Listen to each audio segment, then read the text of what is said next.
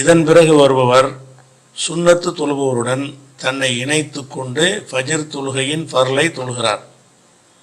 எனது கேள்வி என்னவென்றால், இப்பொழுது இமாமத்து செய்பவர் சப்தமாக ஓத வேண்டுமா அல்லது அவருக்குள்ளாக ஓதிக்கொள்ள வேண்டுமா அப்படிங்கிறது இந்த கேள்வி. இதில் இந்த கேள்விக்கு ரெண்டு விஷயம் அதில் அடங்கியிருக்கு. ஒன்று ஃபஜ்ர் தொழுகை ஆரம்பிச்சிட்டாங்க, ஒருத்தர் சேர்ந்துட்டார், சுன்னத்து தொழுவலை. ஃபஜ்ருடைய ஃபர்ல் முடிந்த பிறகு எழுந்து அந்த முன் சுன்னத்தை பின்னாடி தொழுகிறார். இப்படி தொழுவலாமாங்கிறதை முதல் அறிஞ்சிக்கணும். அப்படி அவர் தொழும்போது லேட்டாக வரக்கூடிய ஒரு ஆள் என்ன செய்கிறாருன்னா, இவரை பின்பற்றி தொழுகிறார். பின்பற்றி தொழும்போது அந்த இமாமு சுன்னத்தான தொழுகிறாரு, அவருக்கு அது சுன்னத்து, இவருக்கு தான் ஃபர்லு. அவர் சுன்னத் தொழுகையை தொழுகிறாருங்கிற முறையில் அவர் சத்தம் போட்டு ஓதலாமா, அவருக்குள்ளே ஒதுக்கிடலாமா, அல்ல இவர் கடமையை தொழுகிறாரு இவருக்காக வேண்டி அவர் சத்தம் போட்டு ஒதுக்கிடலாமா அப்படிங்கிற அடிப்படையில் தான் இந்த சந்தேகம் வருகிறது. இதை பொறுத்த வரைக்கும் முதலாவதாக ஃபஜ்ருடைய சுன்னத்தை முன் சுன்னத்தை விட்டவர்கள் ஃபஜ்ர் தொழுகைக்கு முடிந்த பிறகு எழுந்து அந்த விடுபட்ட சுன்னத்தை தொழுவலாமா என்பதற்குரிய விடையை பார்த்துருவோம். அதாவது கைஸ் இப்னு கஹதுங்கிற ஒரு சஹாபி அறிவிக்கிறாங்க, அன்னஹு சல்லாமா ரசூலுல்லாஹி ஸல்லல்லாஹு அலைஹி வஸல்லம் அஸ்ஸுபஹ, அவர் என்ன செய்கிறாரு, ரசூலுல்லாவோட சுபுஹ் தொழுகையை தொழுகிறாரு. வலம் யகுன் ரக்காத்தையில் ஃபஜ்ரி, ஃபஜ்ருடைய முன் சுன்னத்தை அவர் தொழவில்லை, முன் சுன்னத்து தொழாமல் ஃபஜ்ருடைய ஃபர்லை அவர் தொழுகிறார்.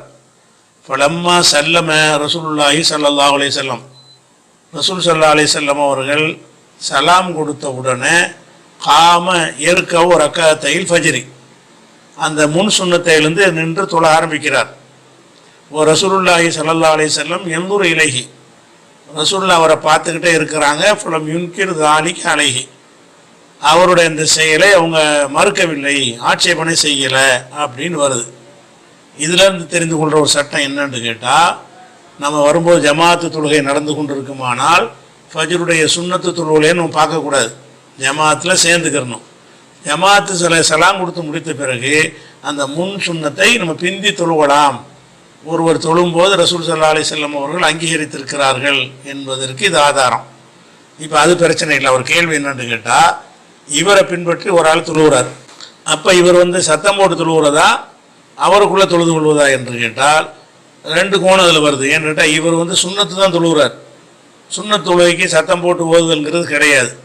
அதே நேரத்தில் இப்போ இமாம் ஆகிட்டார், இவர் இன்னொரு ஆள் இவரை ஃபாலோ பண்ணி தொழும் பொழுது இவர் இமாம் ஆயிடுறாரு. இமாம் ஆகிட்டார்னா எதுக்கு இமாம் ஆகுறாரு, ஃபஜ்ர் தொழுகைக்கு இமாம் ஆகுறாரு. இமாம் ஆகிட்டாருக்கும்போது என்ன செய்யணும்னு கேட்டால், அவர் சத்தமாக ஓதுனா தான் இவருக்கு தெரியும், மற்ற விஷயம் தக்பீர்லேருந்து எல்லாமே சத்தமாக தான் அவர் செய்யணும்.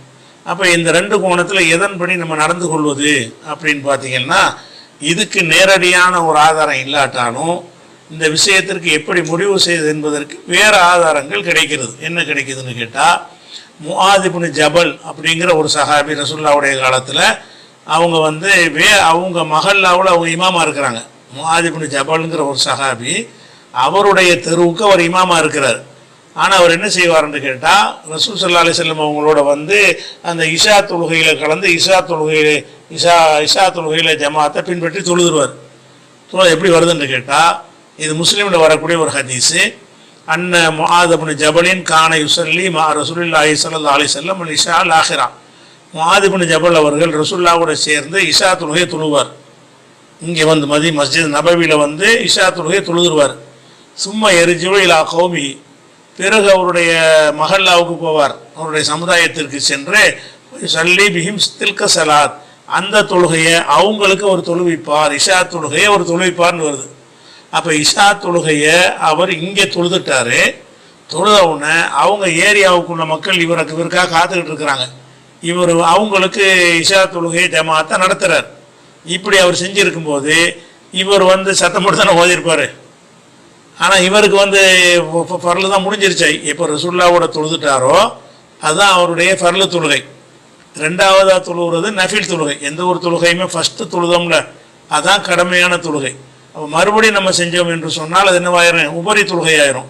இப்போ முஆத் இப்னு ஜபலை பொறுத்த வரைக்கும் அது உபரியான தொழுகையை தான் அவர் தொழுகிறார். ஆனால் அந்த மக்கள் வந்து கடமையான தொழுகை அவர் பின்பற்றி தொழுகிறாங்க.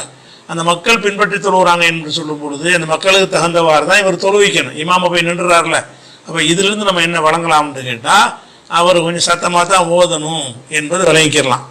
அதே மாதிரி இஷாவுக்கு மட்டும் உள்ள ஒரு விஷயம் கிடையாது. எல்லா தொழுகைக்கும் என்ன செய்வார்னு கேட்டால் அது மாதிரி ரசூல்லாட்ட வந்து இங்கே ஜமாத்தில் கலந்துட்டு வேகமாக அவருடைய தெருவில் போய் அங்கே போய் அந்த மக்களுக்கு தொழுவிப்பார். இந்த விஷயம் புகாரில் 6106வது ஹதீஸில் வருகிறது. இதே முஆத் இப்னு ஜபல் அவர்கள் கான யுஸல்லி மான் நபி ஸல்லல்லாஹு அலைஹி வஸல்லம், ரசூலுல்லாஹ்வோட ஒரு தொழுவார். தொழுதுட்டு சும்மையாத்தி கௌமஹு, பிறகு தன்னுடைய சமுதாயத்துக்கு வருவார். போய் சல்லி பிஹிமு ஸலாத், அதே தொழுகையை அந்த மக்களுக்கு ஒரு தொழு வைப்பார். அப்படி தொழ வைக்கும் பொழுது ஃபகரா பிஹிமுல் பக்ரா, ஒரு நாள் பக்ரா சூறாவை ஓத ஆரம்பித்து விட்டார். பின்னாடி இருக்கிறவர் பார்த்தார், இவர் பக்ராவை ஆரம்பிக்கிறார், எப்போ முடிப்பார்னு தெரியல என்று சொல்லி ஜமாத்திலேருந்து கட் பண்ணி அவர் தனியாக சின்னதாக தொழுது அவர் போயிட்டார். அது பெரிய சம்பவம். ரசூலுல்லாஹ் பஞ்சாயத்து போய் அந்த விஷயம் வேறு. இப்போ இந்த அளவுக்கு நமக்கு போதும், இந்த சட்டத்தை வழங்குவதற்கு இந்த 3 வரி நமக்கு போதும். அதில் என்ன வருதுன்னு கேட்டால் இவர் ரசூலுல்லாஹ்வோட சேர்ந்து தொழுதுட்டார்ல, தொழுதுட்டு கடமை நிறைவேறிவிட்டது. இப்போ என்ன செய்கிறாரு, அவங்க தெருவில் போய் அதே தொழுகை தொழுவிக்கிறார். அந்த தொழுவிக்கும் போது அவர் சத்தமாக ஓதினாரா சத்தம் இல்லாமல் ஓதினாராங்கிறது இங்கே பக்கராவை ஓதினார்னு வர்றதுல விளங்கிறது. பக்கரா பிஹிமுல் பக்கரா, பக்கரா சூறாவை ஓதினார்னு ஒருத்தர் அறிவிப்பதாக இருந்தால் சத்தமாக தான் ஓதிருப்பார், சத்தமாக தான் ஓதிருக்காரு. அப்போ இவர் ரசூலுல்லாஹ்வோட அந்த கடமையை தொழுது முடிச்சுட்டாரு. ரெண்டாவது அவர் தொழுகிறது கடமை இல்லை, நஃபிலு தான். அவர் உபரியாக தான் தொழுகிறார். அவர் உபரியாக தொழுகிறத பார்க்காம எதை அவர் கவனிக்க வேண்டும் என்றால் மக்களை கவனிக்கணும். இப்போ இமாமுன்னு உங்களை ஆக்கிட்டாங்களோ நீங்கள் உங்களுடைய நஃபிலை நீங்கள் பார்க்கக்கூடாது, மக்களை தான் நீங்கள் பார்க்கணும். மக்களுக்காக நீங்கள் என்ன செய்யணும், சத்தம் போட்டு தான் தொழுவணும். சத்தம் போட்டு தான் அவர் தொழுதார் என்பதற்கு என்ன ஆதாரம்னு கேட்டால் அவர் பக்கரா ஓதுறார். இந்த பஞ்சாயத்து ரசூலுல்லாஹ்ட்டையும் போகுது, ரசூலுல்லாஹ்வுக்கு தெரியாமல் ஓதிருப்பார்னு சொல்ல முடியாது.